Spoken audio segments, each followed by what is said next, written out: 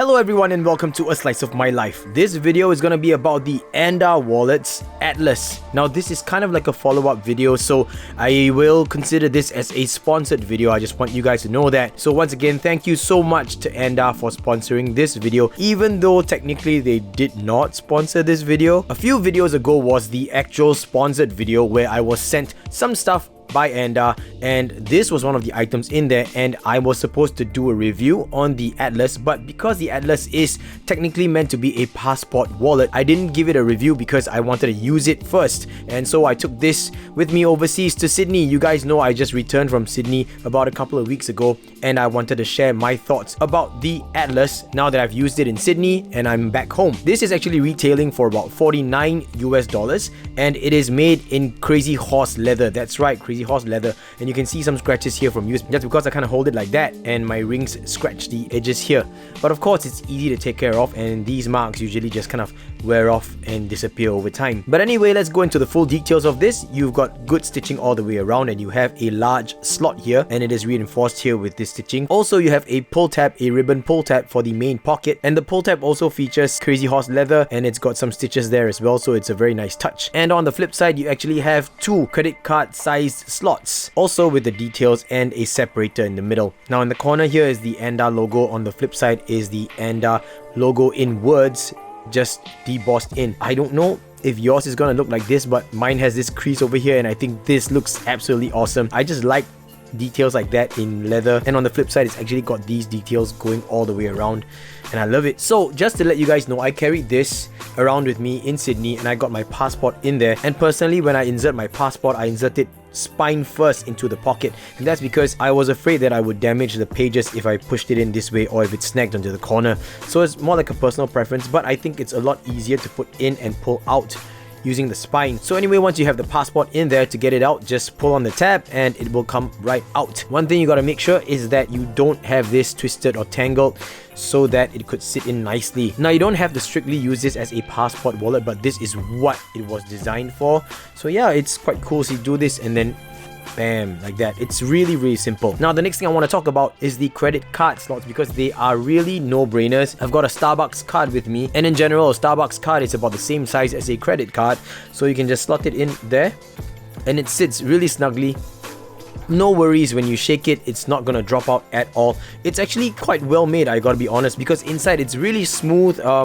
I don't know what to say. It's not something that would scratch up your card, so I like the way it is made. Of course, you could put another one here, but there's something that I want to highlight, and that is whenever I go overseas, I generally carry this little plastic holder because it's got some slots for SIM cards, as well as a slot for a SIM card tray remover for your smartphone, and it also holds a credit card size card. And this card here I shared with you guys before is basically the Singaporean travel card when you take public transport. This is it. This is an EZ-Link card, but the thing is, with the holder, with this plastic case, you're not able to slot it in because it's too wide, so you could actually use this larger pocket here and it would just slot in there, and once you push it all the way to the bottom, it is very snug. Even if I squeeze the Atlas this way and I shake it, it's not going to come out. So that was something that I really enjoyed. Now the next thing I want to talk to you guys about is a use case scenario with boarding passes, because in Andar's website, with the pictures that they showed of the Atlas, they actually showed some cash or bank notes folded in half, slotted in there,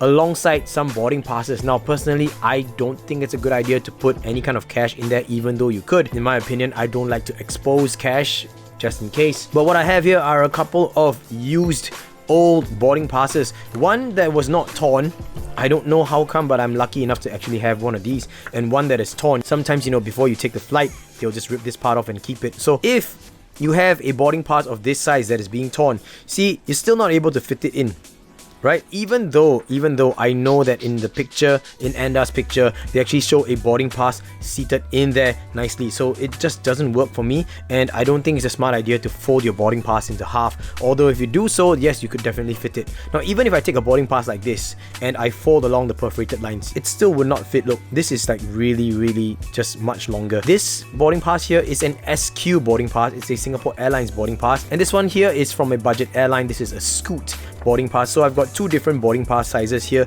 and they both don't fit in this slot. Maybe just maybe it would work if it is a US airline or maybe a domestic flight boarding pass. I don't know for sure, but it did not work for me. So this was something that I have to highlight, and I think it's something that Andar should take into consideration as well, because I promised an honest review and this is my honesty. So what I did was to actually put my boarding pass in my passport like that.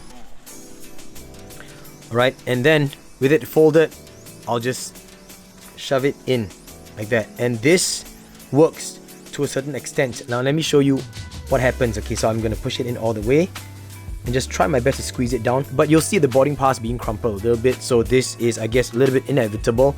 It's not perfect for your boarding pass, so it does create a little bit more friction when you're pulling it out, but it works, and you'll have this part kind of damaged and kind of scrunched up. I just thought I'd share that with you guys. So lucky for me, I usually carry my passport in a little sling bag like this. Well, this really isn't little, but it's almost like a notebook, kind of what you want to call it, like a wallet, like a notebook wallet, but it's a travel bag, and you've got slots for cards and a zip pouch, and I put my passport here. But the thing is, my passport is usually just freely floating around in there, so it's actually quite nice to have my passport well protected inside this atlas here. And if I'm just doing that, it serves its purpose perfectly. So now going back to this slot, I believe that once you have this boarding pass here, and the stub is being torn off and you are already in the plane, you could just fold this up and put it there, so that might not be an issue. But all in all, I really enjoyed my time with the Atlas. It is something that I'm glad to have now. Initially, I was thinking, why would I need a case to hold my passport? And what's the difference between this and, say, for example, a standard passport protector? One of those kind of things that you kind of wrap the cover of your passport with. And the thing here is, it's really easy to extract. It's really easy to keep, and most of the time at the immigration point, when you're making those self check-in or check-out or self-scanning kind of things, you have to remove the passport from the passport protector anyway, so that is kind of fumbly at times. But this is just so simple. Just do this, and then you can just scan your passport, and when you're done, just slip this back in and you're good to go. Now, to have this also in your pocket, if your pockets are large enough, it also guarantees that your passport would not be crumpled and wouldn't be so prone to getting damaged, because sometimes I put it in my pocket for ease of, I guess, just removing it or extracting it whenever I need. So this is quite cool. I'm actually glad that I have it. So once again, thank you to Andar for sending this over to me. It's really well made in my opinion, and it's served its purpose to me. It might not be for everyone, but now that I have it, it's gonna be with me everywhere I go until this thing gets totally beat up and destroyed. And of course, before I end the video, I gotta let you guys know that if you are interested in getting one of these, please check out the description box down below. I'll have a link for you guys, and also I have a coupon code for a 15% discount off your purchase, and that coupon code is SING15, but it only works if you use the link that I have in the description box down below. I hope that I provided enough information to help you decide whether or not the Atlas by Andar Wallets is a wallet for you. If you guys like the content that I'm putting out on this channel, please consider subscribing, and if you do, make sure that you hit the notification bell so that you will be notified of any new uploads that I put out. Also, I run a Patreon page. I'll put a link up here if you want to check it out, and if you do become a patron of mine, thank you so much in advance. This video, again everyone, would not have been possible if not for the great people over at Andar for sending these stuff over to me. It is once again a semi-sponsored post, but without any of your support, I wouldn't even get the chance to be sponsored in the first place. So thank you everyone. That's the end of this slice of my life. I hope that you enjoyed it, and I will catch all of you in the next slice of my life. Until then everyone, GAGA BUCE.